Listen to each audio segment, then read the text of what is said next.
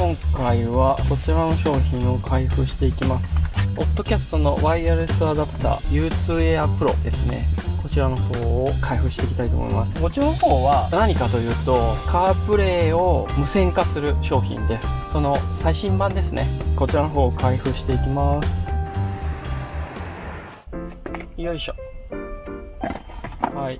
中身は、これ本体ですね。オッドキャストの本体。ちっちゃいですね。自分の手と合わせると、これぐらいですね。上になるのかな？ USB-C のポートがついてます。で、側面は特になしで、背面にボタンがついてますね。そんな感じですね。付属ですね。タイプ C のケーブルとタイプ A から C にするケーブルですね。これは両面テープかな。あとマニュアルですね。マニュアルは全面英語になってます。これかな。このケーブル使って取り付けますね。ちなみに今がこちらの商品ですね。ポッドキャストの旧モデルになるのかな。新製品と比べるとこんな感じですね。厚さはほぼほぼ変わらずっていう感じですね。ケーブルを挿して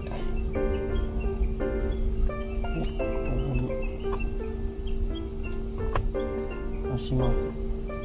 ここに置いといて、じゃあエンジンかけますね。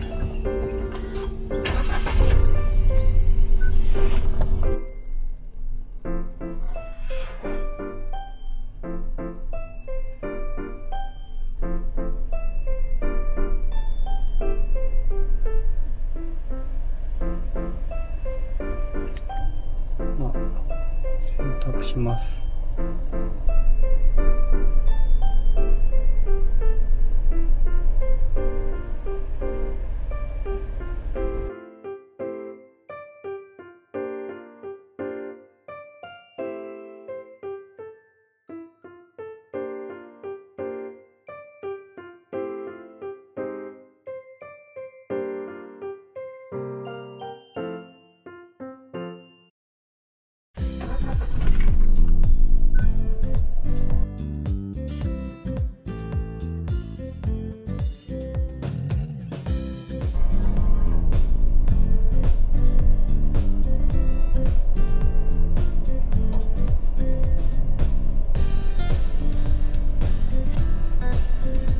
めっちゃ速い。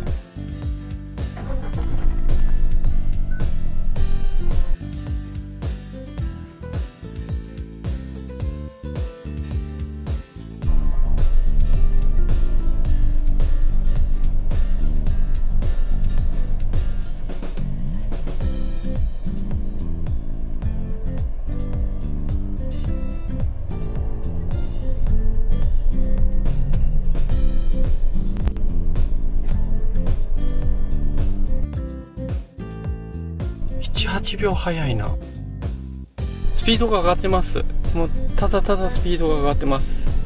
で、ここのボタン、スマートボタンって書いてあるんですけど、こいつを押すと、はい、今押しました。接続が切られるっていう感じですね。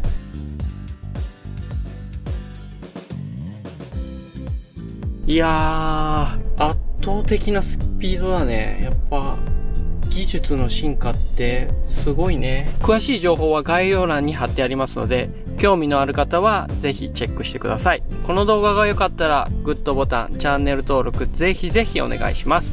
ではまた。